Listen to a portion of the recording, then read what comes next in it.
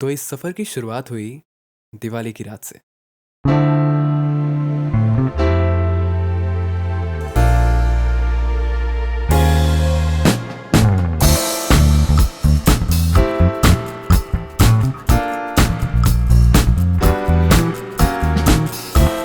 हमारे बिहार तक का सफ़र सीधा नहीं था, इसलिए पहले हमें नई दिल्ली से जाना था बनारस।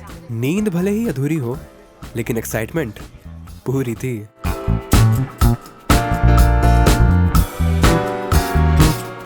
कृपया ध्यान दीजिए, गाड़ी क्रमांक 12,919 doctor Ambedkar Nagar, Shri Mata Vaishno Devi Katra, Malwa express, platform क्रमांक 5।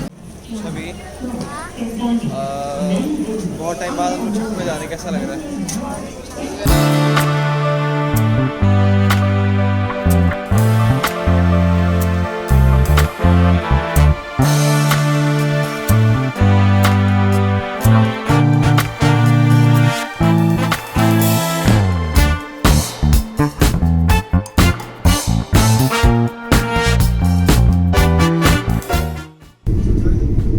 लगता है ऑर्डर देने वाला आ गया। भाई टीटी है वो।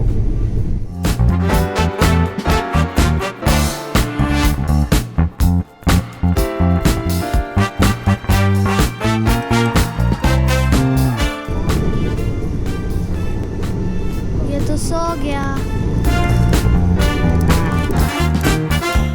तो यूं ही मस्ती मजाक, नाश्ता पानी और थोड़ी नींद पूरी करते करते हमें 8 घंटे हो चुके थे।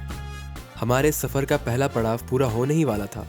दिल्ली से अब हम थे यूपी में और हम पहुंच गए थे बनारस।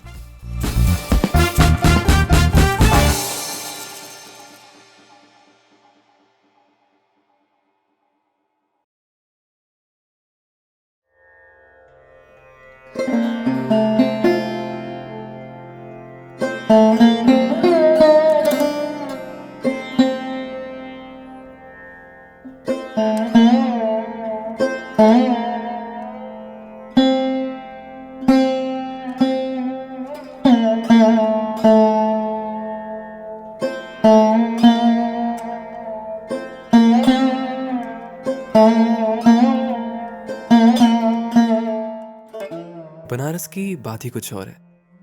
एक अलग ही एहसास है यहाँ। अब वाराणसी आए थे और चाय नहीं पीते ऐसा कैसे हो सकता है? पास के ही चाय की दुकान पर सबके लिए मस्त कुल्हड़ चाय बनवाई और उस चाय की खुशबू, ओ हो, क्या ही बताऊं। हम सोच रहे थे कि जब भारत में चाय से रिश्ते बन जाते हैं तो हमारी थकान मिटाना इसके लिए कौन सी बड़ी बात है।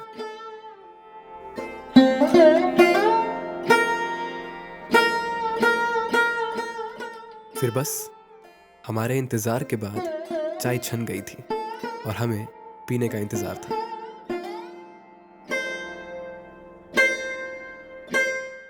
फाइनली हम बनारस पहुंच गए और अभी हो रहे हैं 2:26-27 और हमारी ट्रेन आएगी करीब 4:30 में। Hopefully it's on time.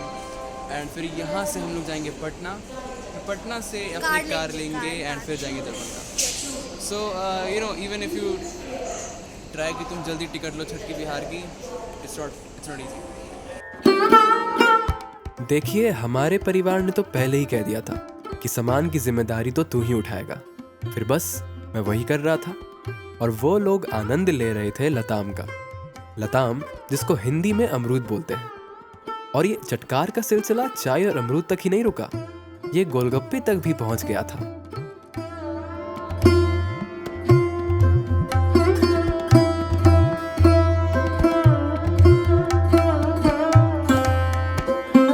फिर बनारस में कुछ वक्त गुजारने के बाद हमें जाना था पटना।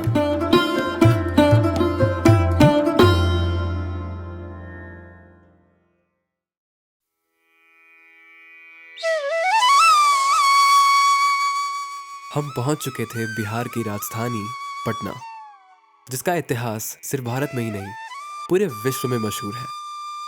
फिर वो चाहे साम्राज्यों का इतिहास हो या फिर मशहूर महावीर मंदिर। लेकिन मेरे परिवार में चर्चा कुछ और ही हो रही थी। पूरे 3 घंटे। क्या रास्ता 3 घंटे?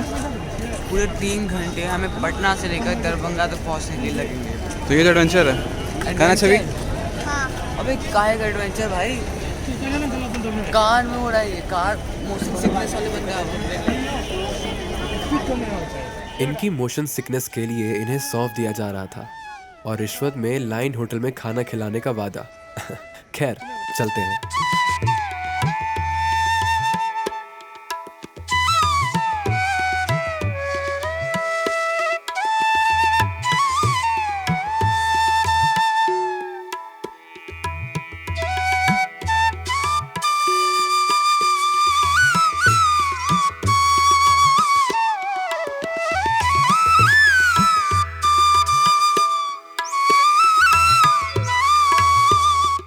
छठ नजदीक है इसका एहसास हमें हो ही रहा था कि तभी ड्राइवर जी ने कुछ ऐसा कर दिया।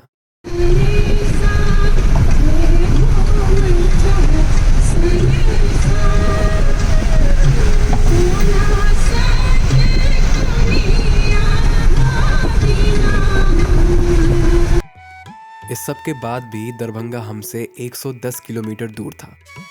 हमें गाड़ी में करीब 1.5 घंटे हो चुके थे। रात भी काफ़ी हो गई थी और सबको भूख सता रही थी, तो हम चले गए लल्लन सिंह जी के ढाबे पर।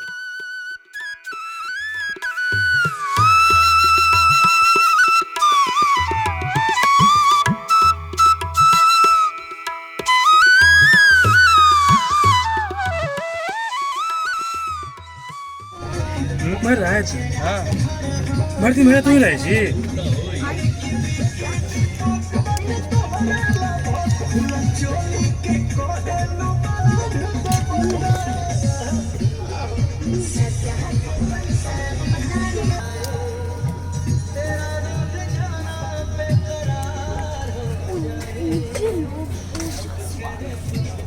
मेरे को भी दिखाओ। बोलो फोफी। हो वो मेरी फोफी बोल। बोलना फोफी। मम्मी प्लीज फोफी बोलना। बोलना बोलना।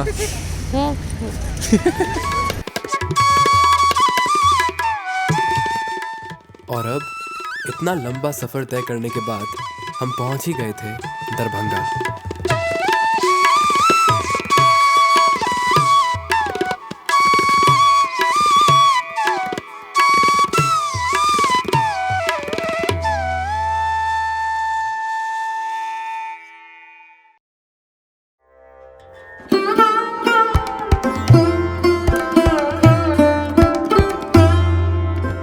दरभंगा पहुंचते ही हम अगले दिन चले गए वहां के मशहूर श्यामा माई मंदिर। और मां के दर्शन करने के बाद आज घर पर एक चीज और थी।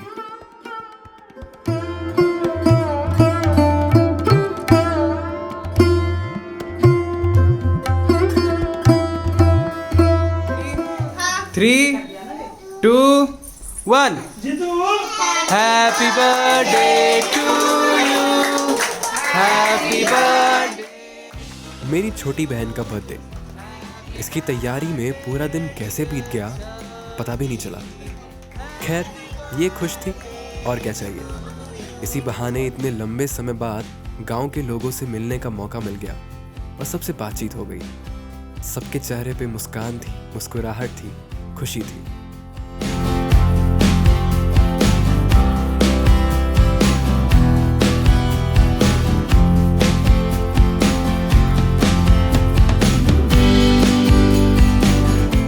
लेकिन ये सिलसिला यही नहीं रुका। अगले ही दिन हम चले गए मेरे दादी गांव, जो कि मधुबनी में है। नाम है बिलाही। मैं नज़ारे क्या ही देखता। मोशन सिकनेस ने मुझे परेशान कर रखा था, तो बस मैंने अपनी आंखें बंद की और सो गया।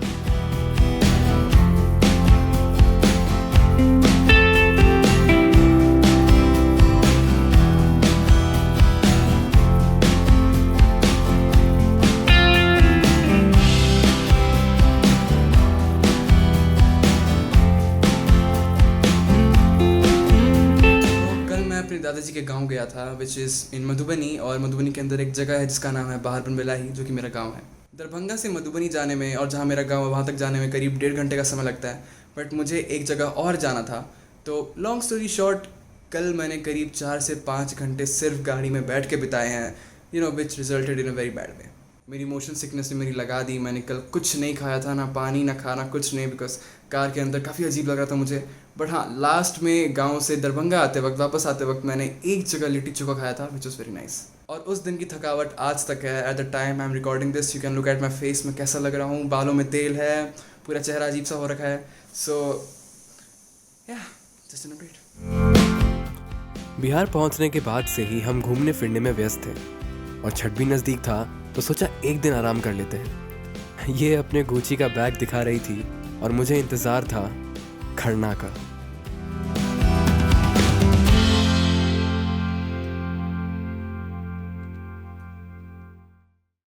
खरना छठ के शाम के अर्घ से एक दिन पहले होता है।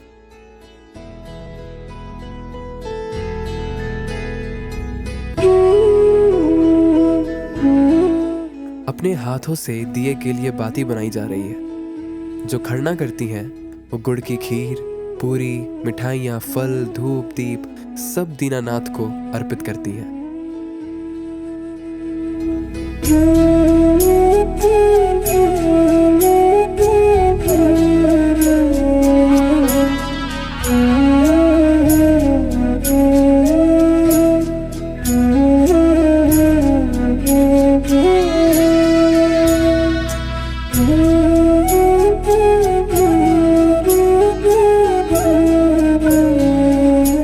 इस पूरे समय जो खरना करती हैं वो चुप रहती हैं और जैसे ही पूजा खत्म होती है सब भगवान को प्रणाम करते हैं।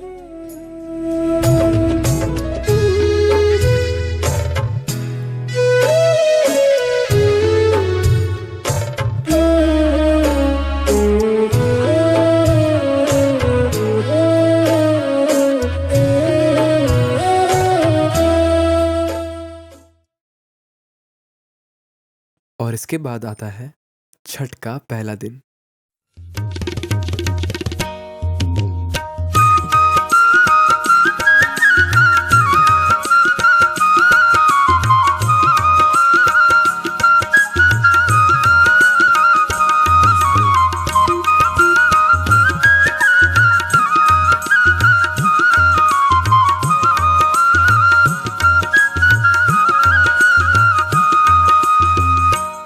बाजार की रौनक तो आंखों में समा जाती है। हर जगह केवल छठ का उल्लास दिखता है।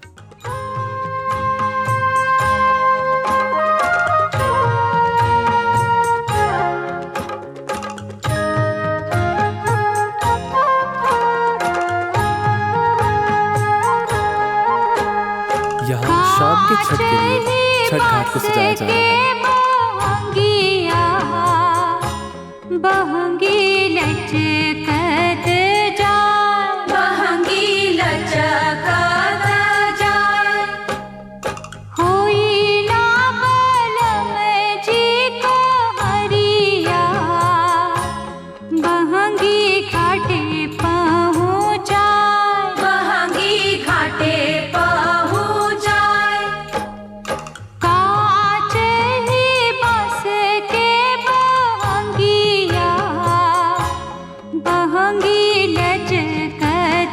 वैसे आज बाजार में सिर्फ रौनक ही नहीं, भीड़ भी थी।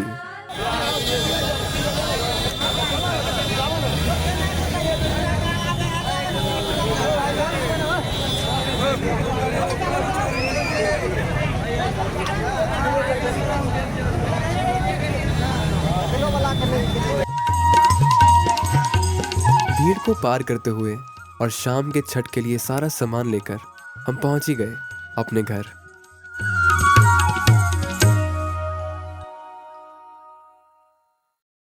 हाय गाइस, छठ का सच का अर्घ में हम लोग जा रहे हैं। ये सब मेरे छोटे मोटे बच्चे। और अब समय हो चुका था तैयार होकर शाम के अर्घ के लिए छठ घाट जाने का। मेरे उत्साह का ठिकाना नहीं था। आखिर 4 साल बाद जो ये मौका मिला था, वहां पहुंचकर मैं पूरी तरह उस माहौल में खो चुका था।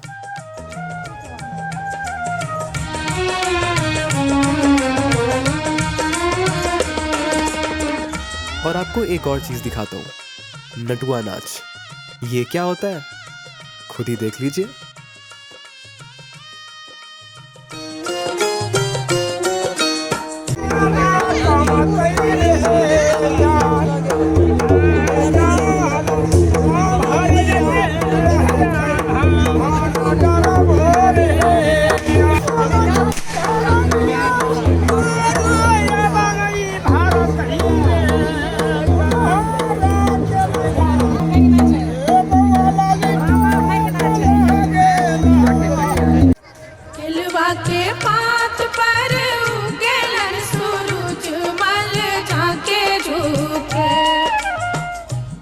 शाम के अर्घ के बाद अब समय था ढाकी वापस घर ले जाने का।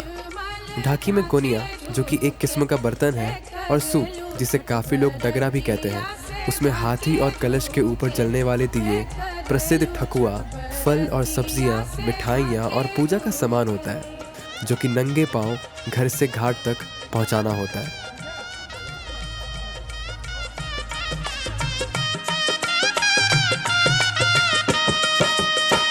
हम तो से ये काम काफी ध्यान से करना पड़ता है, आसान नहीं है। से केकरा लागी हम तो से पूछी बरतिया है बरतिया से केकरा लागी ते करेलू छठ बरतिया से केकरा लागी ते करेलू छठ। बस अपने पैरों को यूं ही आगे बढ़ाते और छठी मैया का नाम लेकर हम पहुंच गए थे घाट से घर, और मेरे मामा जी भी पहुंच ही गए।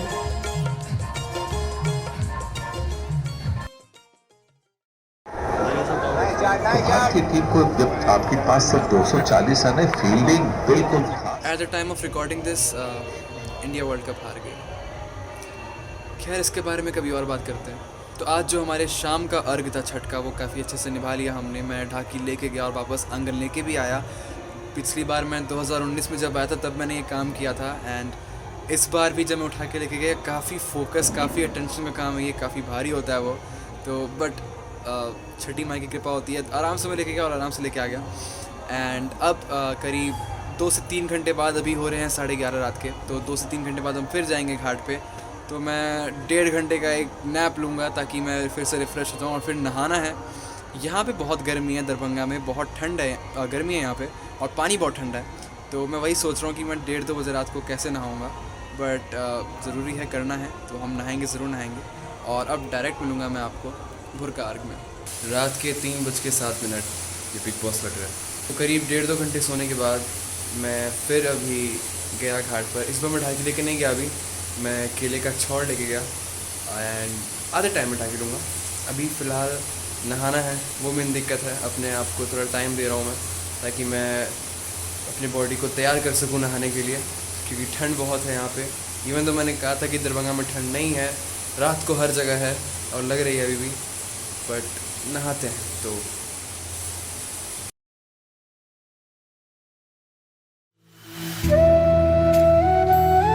सुबह के अर्घ की बात ही कुछ और होती है।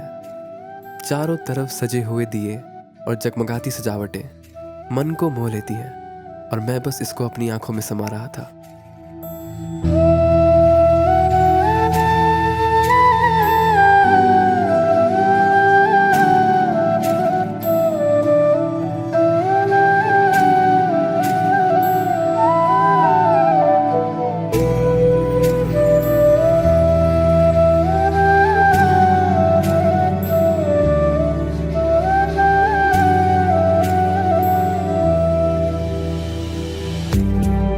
इस त्योहार का उत्साह ही अलग है।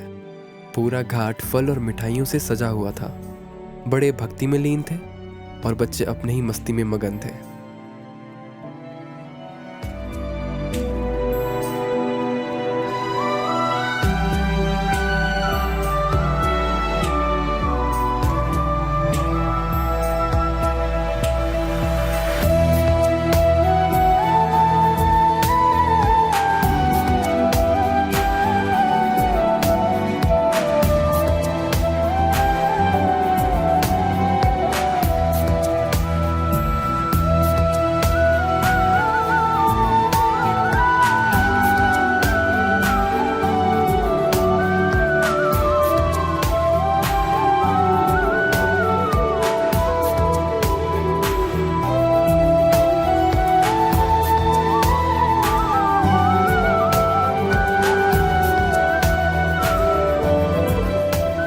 जैसे ही सूरज देवता ने हम सबको अपने दर्शन दिए, सबने उनको अर्घ देना शुरू कर दिया।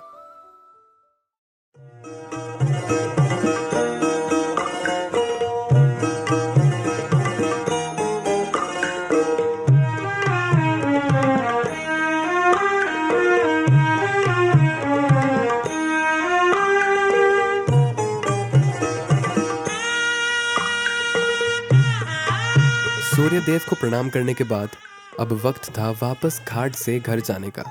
और हाँ, मैंने वही कुर्ता पहना है जो दिवाली पर हर दूसरे लड़के ने पहना था। छठ हमारे लिए क्या है, ये आप इसी से अंदाज़ा लगा लीजिए कि जब भी छठ के गीत सुनाई देते हैं तो गांव से दूर रहने पर आंखें नम हो जाती हैं।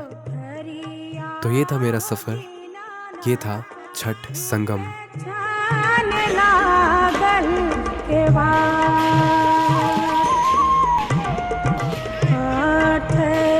काठ के पोखरिया